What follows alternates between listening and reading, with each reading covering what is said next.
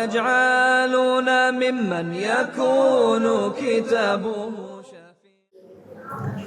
Assalamualaikum warahmatullahi wabarakatuh.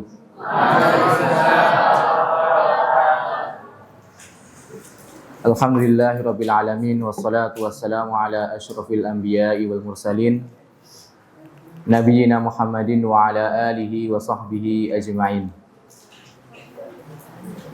Santri-santri sekalian yang dirahmati Allah Subhanahu wa taala, yang pertama marilah kita panjatkan puji syukur kehadirat Allah Subhanahu wa taala karena atas limpahan nikmat, hidayah dan taufiknya kita diberi kesempatan untuk berkumpul pada sore hari ini.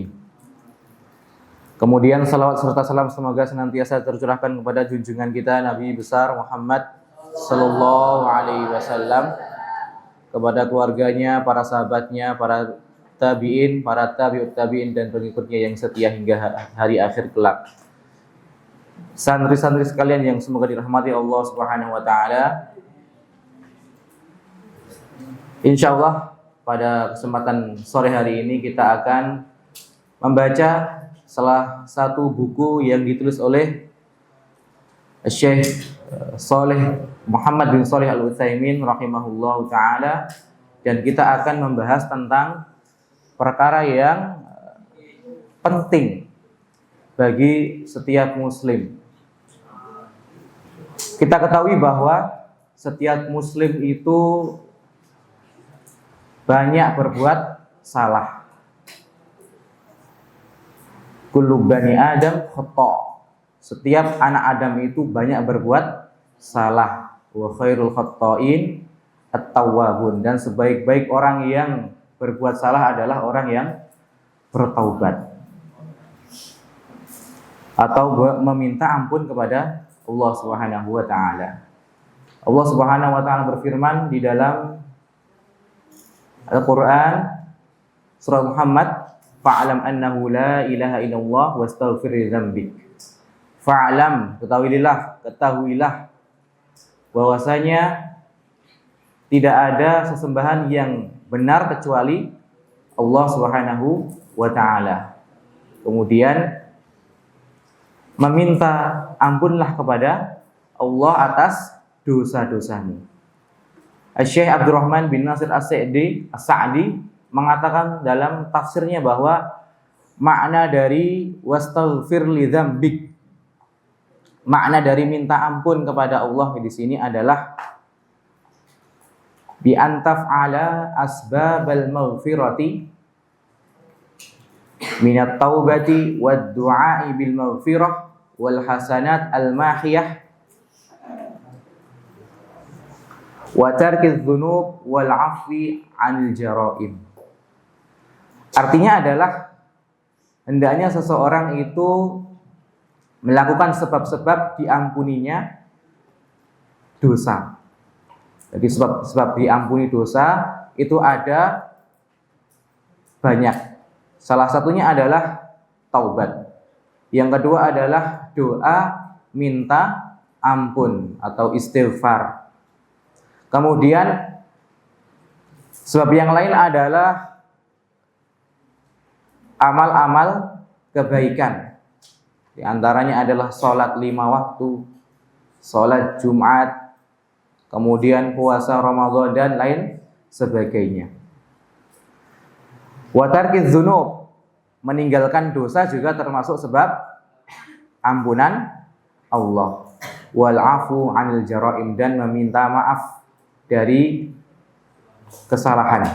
Itu termasuk beberapa sebab diampuninya dosa-dosa kita. Santri-santri yang dirahmati Allah Subhanahu wa taala, jadi kita mengerucut pada satu tema, yaitu sebab ampunan taubat.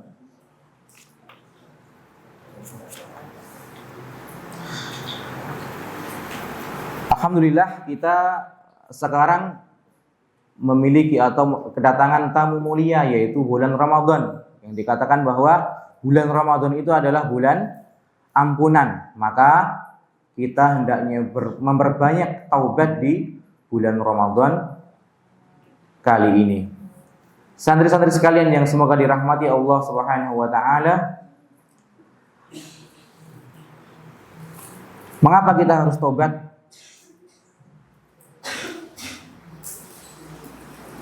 Karena manusia itu tidak bisa lepas dari kesalahan dan dosa.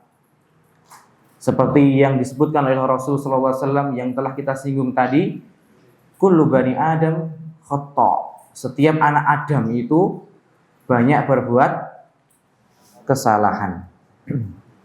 Wa khairul khata'in at-tawwabun. Dan sebaik-baik orang yang berbuat kesalahan adalah yang bertaubat. Allah Subhanahu wa taala menganjurkan kita, bahkan mewajibkan kita untuk bertaubat di dalam Al-Qur'an. Wa anistaghfiru rabbakum, dan hendaknya kalian meminta ampun kepada Allah Rabb kalian, wa tsumma tubu ilaihi. Kemudian bertaubatlah kepada Allah. Yumatti'akum mata'an hasanah. Niscaya Allah akan memberi nikmat dan karunia yang baik kepada orang-orang yang mau bertaubat. Rasul sallallahu alaihi wasallam bersabda dalam sebuah hadis, beliau mengatakan,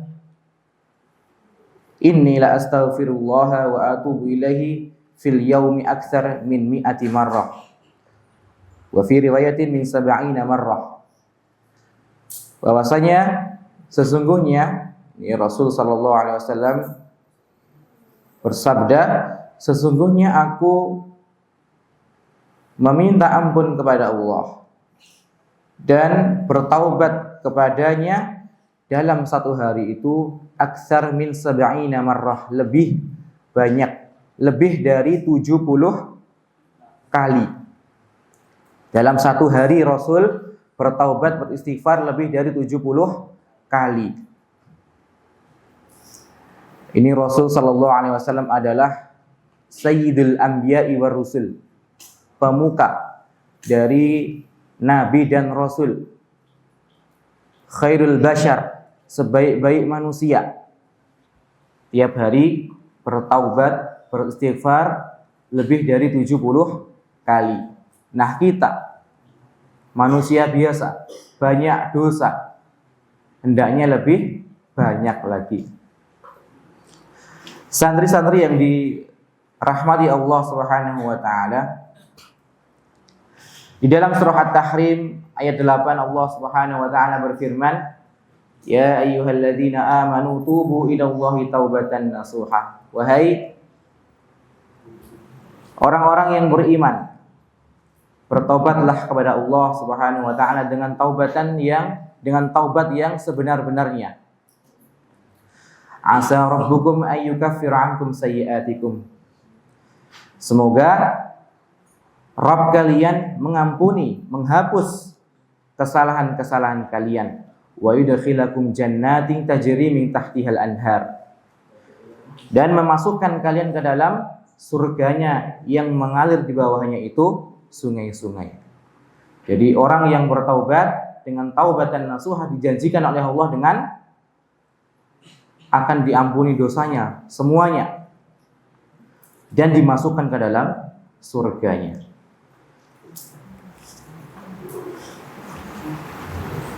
Santri sekalian yang dirahmati Allah Subhanahu wa taala, sekarang apa pengertian dari taubat? Pengertian atau definisi dari taubat itu apa? Taubat adalah ar-ruju'u min ma'siyatillah ila ta'atihi, yaitu kembali dari berbuat maksiat menuju ketaatan kepada Allah Subhanahu wa taala. Itu yang dinamakan dengan taubat. Atau dalam kamus itu taubat itu berasal dari taba, fi'il madhi taba yatubu. Taubatan. Yang artinya adalah menyesal, taubat atau kembali ke jalan yang benar.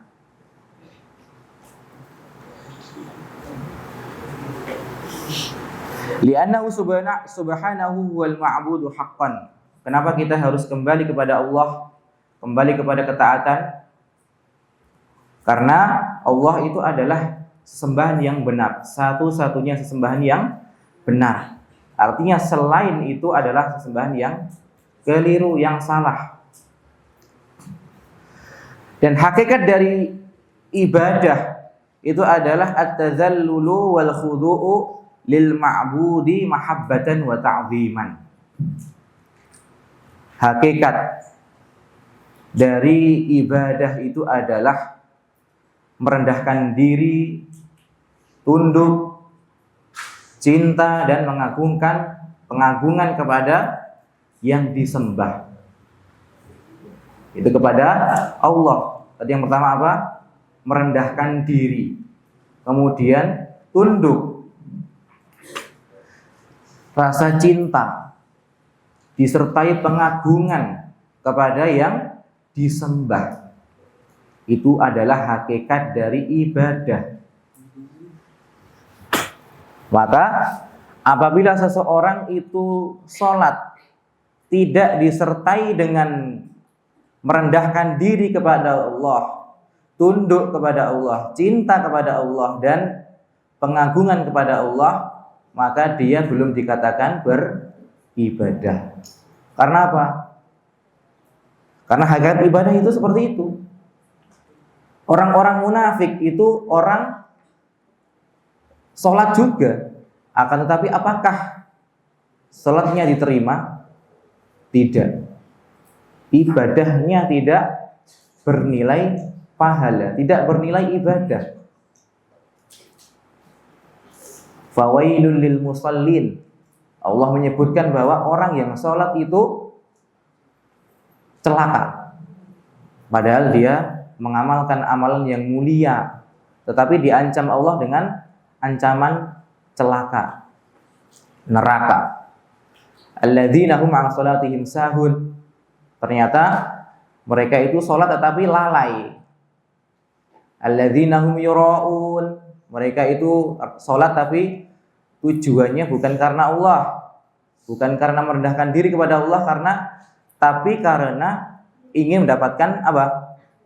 Pujian, ingin dilihat oleh orang lain, riya. Nah, itu yang tidak diperbolehkan.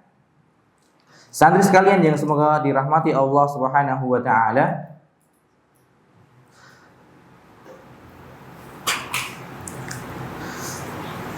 sekarang hukum taubat itu apa? Taubat itu hukumnya apa? Apakah ia wajib? Apakah ia sunnah? Apa santri-santri? Wajib. Taubat itu hukumnya wajib bagi setiap orang. Dan apakah bersegera atau ditunda taubat itu? Bersegera atau tunda? Bersegera. Wa taubatu wajibatun 'alal fawri la yajuzu ta'khiruha wa la taswifu biha. Taubat itu wajib dilakukan secara langsung, tidak boleh diakhirkan, nanti-nanti, tidak diperbolehkan seperti itu. Karena Allah Subhanahu wa taala memerintahkan taubat tersebut. Dan perintah Allah dan Rasulnya itu semuanya harus dilaksanakan segera, dilaksanakan secara langsung. Karena apa? Hamba itu nggak tahu apa yang terjadi besok. Apakah umurnya masih atau sudah habis? Nggak tahu. Bisa jadi kematian menjemputnya secara tiba-tiba. Maka taubat ini harus dilaksanakan secara langsung, segera. Apabila melakukan dosa, segera bertaubat. Melakukan dosa, istighfar, bertaubat, mengamalkan ibadah-ibadah yang bisa menghapus dosa tersebut.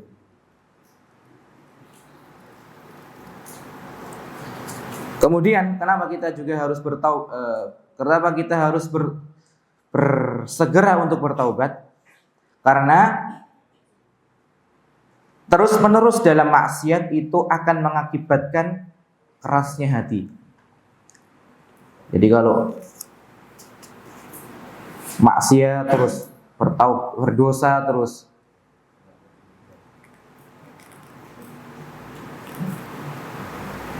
nyeleweng terus, itu akan menyebabkan hati kita menjadi keras, akan tambah susah bertaubat. Dan semakin jauh dari Allah Subhanahu wa ta'ala, semakin lemah imannya juga.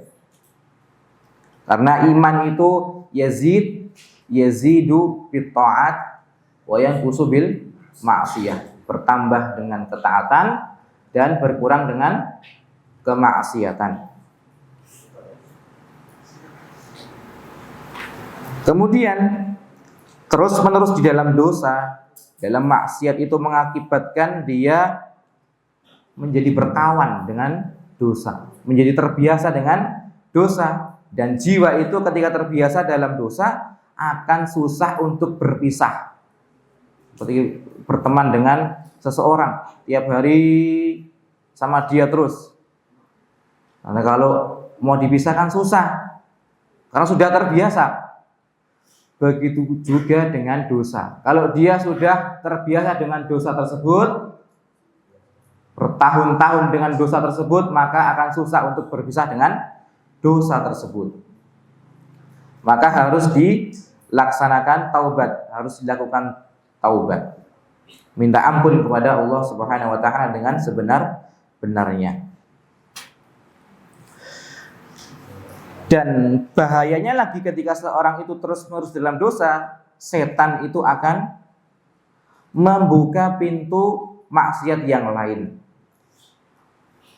Jadi seseorang itu kalau bermaksiat itu dari hal yang kecil baru mundak, naik ke yang lebih besar. Nah, itu dibuka pintu-pintu atau digoda, setan itu menggoda manusia dari hal-hal yang kecil. Seperti korupsi. Apakah orang korupsi itu langsung korupsi 1 triliun? Mungkin enggak? Level lurah korupsi 1 triliun. Mungkin enggak? Enggak mungkin kan? Tapi sedikit-sedikit. Level RT ya jutaan lah. Level dukuh, kepala dusun itu ya naik dikit. Lurah udah bisa ratusan juta itu. Udah bisa naik lagi presiden, DPR. Tambah terbuka. Peluangnya lebih besar.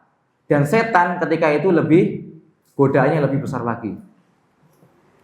Jadi pelan-pelan setan itu membuka pintu maksiat, tidak langsung dengan yang terbesar.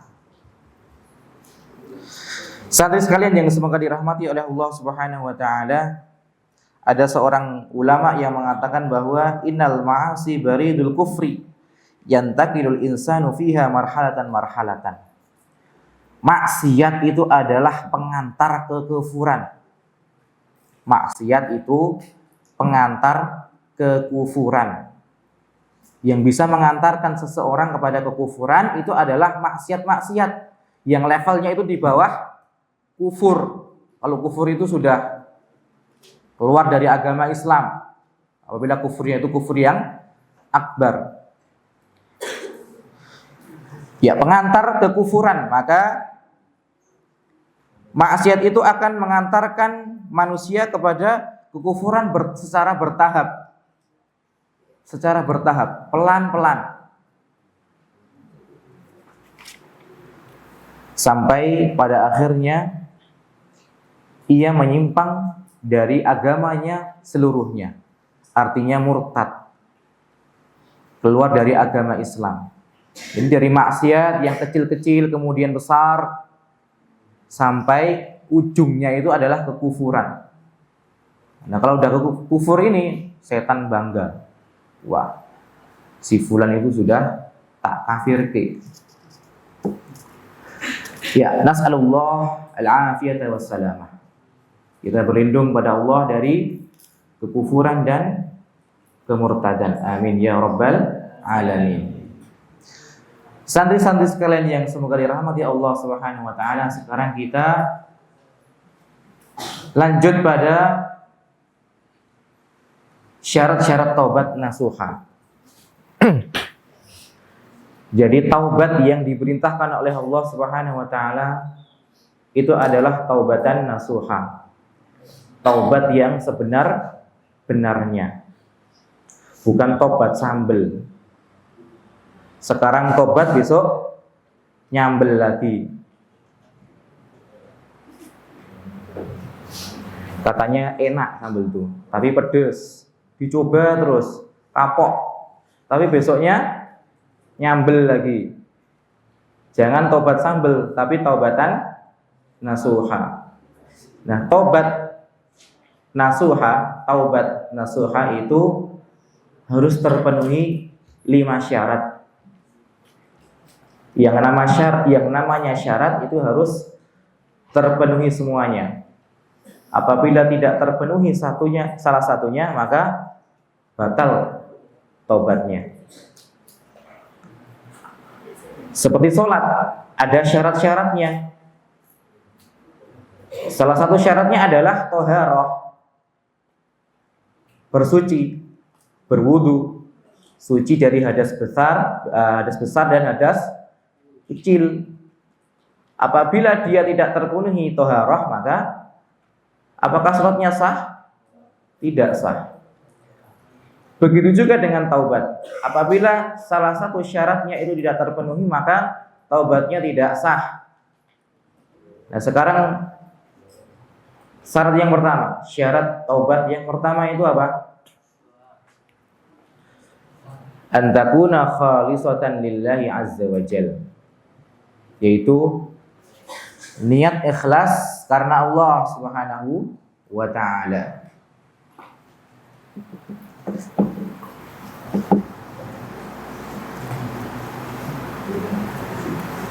Ikhlas itu tempatnya di mana? Dalam hati. Tidak perlu diucapkan, aku tobat ikhlas. Bisa jadi malah nggak ikhlas kalau seperti itu. Ikhlas itu di dalam hati. Artinya adalah yang mendorong seseorang untuk melakukan taubat itu adalah karena kecintaan kepada Allah serta pengagungan kepada Allah, mengharapkan pahala dari Allah, juga karena takut dari azab-azab Allah Subhanahu wa taala. Jadi yang membangkitkan seseorang untuk melakukan taubat, yang mendorong seseorang untuk bertaubat, itu adalah karena mengagungkan Allah. Itu yang pertama. Kemudian karena mengharapkan pahala dari Allah. Kemudian karena takut dari azab Allah. Kemudian yang pertama tadi adalah cinta kepada Allah. Jadi ada 4.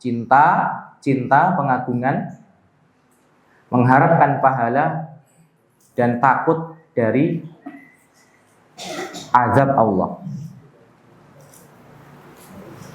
Nah, itu kalau seperti itu orangnya pasti ikhlas.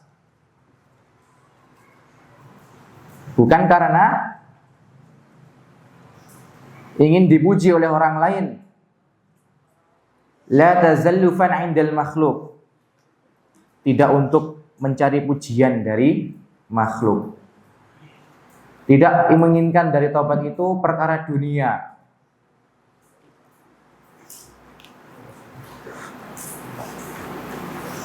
Apabila seseorang itu melakukan taubat karena menginginkan dunia, maka taubatnya tidak diterima.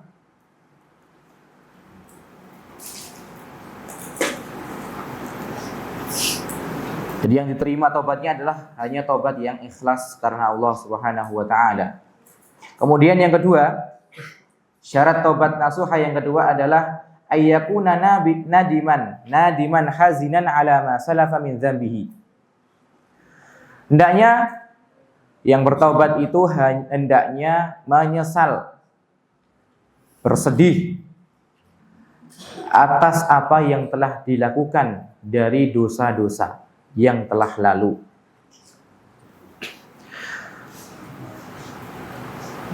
Melakukan dosa A misalnya minum khamr. Apabila dia ingin bertaubat, maka dia harus menyesali apa yang telah ia lakukan, yaitu minum khamr.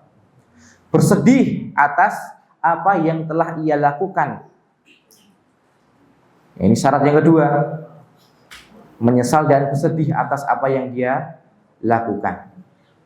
Yang ketiga, syarat yang ketiga adalah an yuqli'a 'anil ma'siyati fauran. Meninggalkan dosa tersebut secara langsung. Langsung meninggalkan dosa. Ingin tobat, langsung ditinggalkan. Enggak usah nunggu besok, nunggu 1 pekan lagi, bulan depan, tahun depan. Enggak boleh. Apabila seseorang menunda taubatnya, maka taubatnya tidak diterima. Apabila maksiatnya itu adalah melakukan keharaman, melakukan maksiat, maka ia harus meninggalkannya saat itu juga. Apabila maksiatnya itu dengan meninggalkan wajib, meninggalkan sholat misalnya 5 waktu, maka hendaknya dia langsung melakukannya saat itu juga. Apabila bisa diqadha, yaitu contohnya adalah zakat atau haji. Jadi misalnya dia tahun lalu meninggalkan zakat, padahal dia mampu, maka kalau ingin bertobat dia langsung menunaikan zakat tersebut. Dan tobat itu tidak diterima sedangkan dia terus-menerus dalam maksiat tersebut. Misalnya adalah seorang berkata, aku bertobat dari riba, tetapi dia lanjut terus ribanya. Lanjut, nggak ada berhentinya.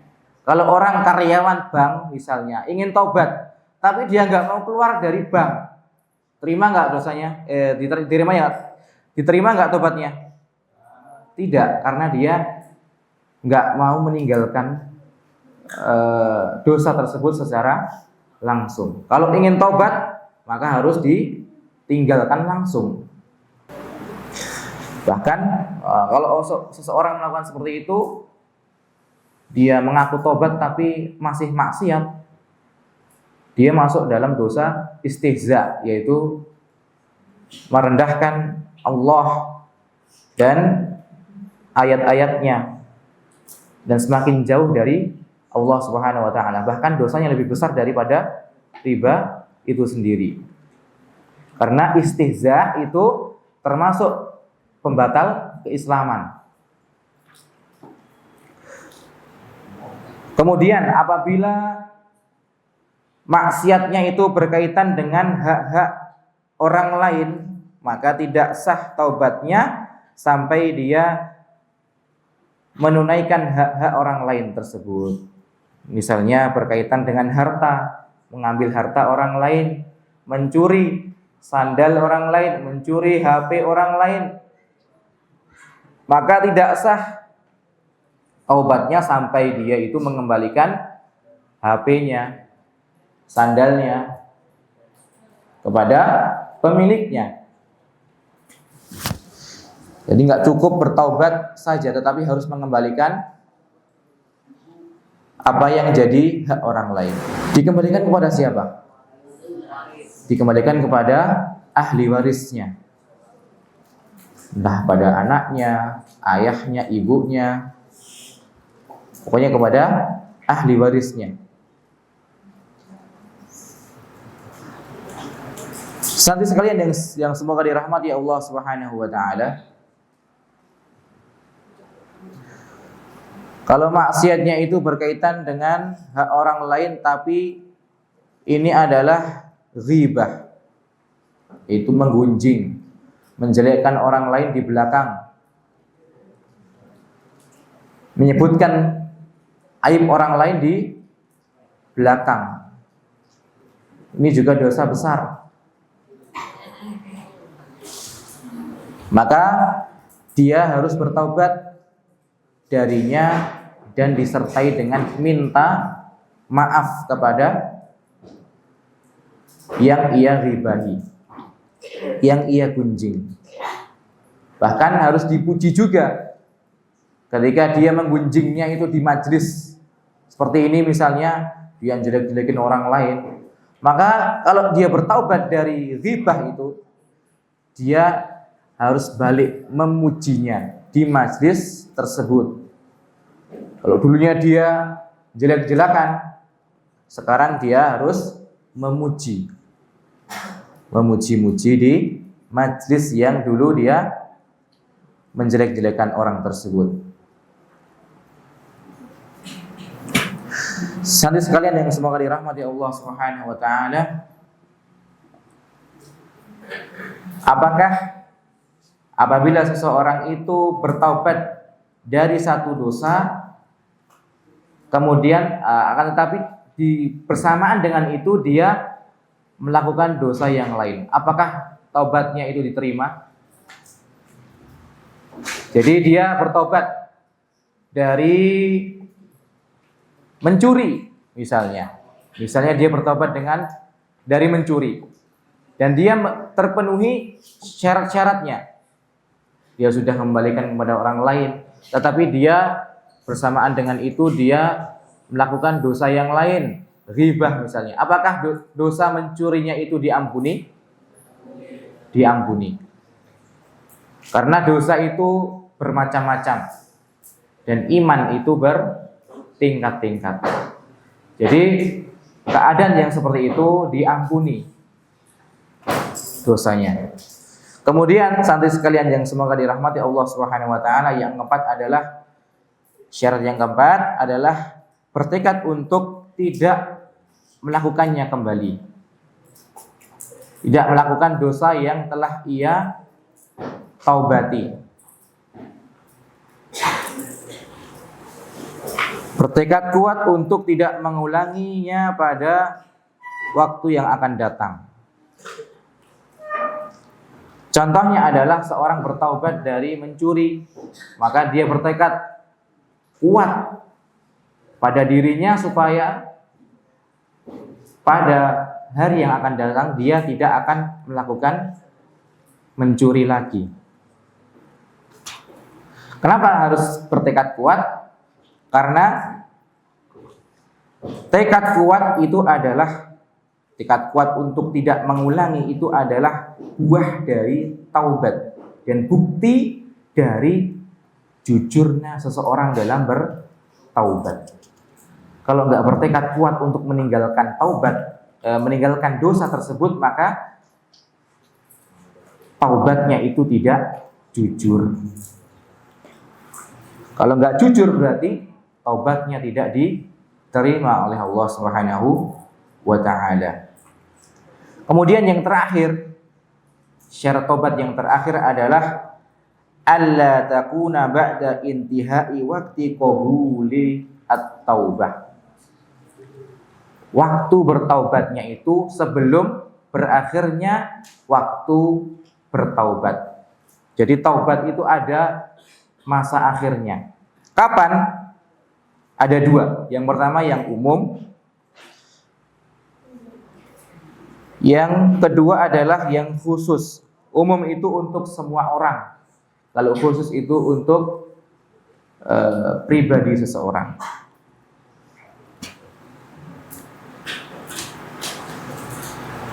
Sekarang batas taubat yang umum adalah wa huwa tulu'us syamsi min maghribiha, yaitu ketika matahari itu telah terbit di arah barat.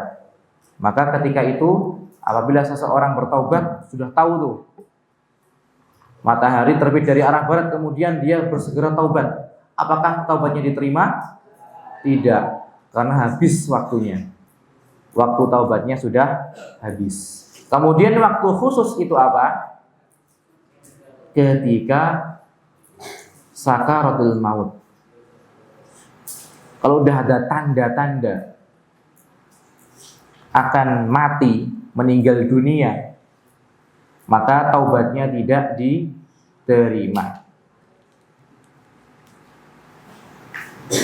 Ya. Jadi sebelum kematian itu ada namanya sakaratul maut,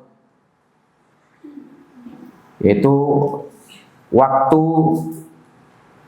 tenggorokan itu bersuara seperti orang berkumur-kumur. Jadi ketika itu, ketika ia masih kafir, masih berbuat maksiat, kemudian bertaubat pada waktu itu, maka taubatnya tidak diterima. Apa dalilnya? Rasul sallallahu alaihi wasallam bersabda, "Innallaha yaqbalu taubatal 'abdi ma lam yughargir." Sesungguhnya Allah Subhanahu wa taala akan menerima taubat seorang hamba selama belum sakaratul maut. Tenggorokannya belum, nyawanya belum sampai ke tenggorokan. Ada suara.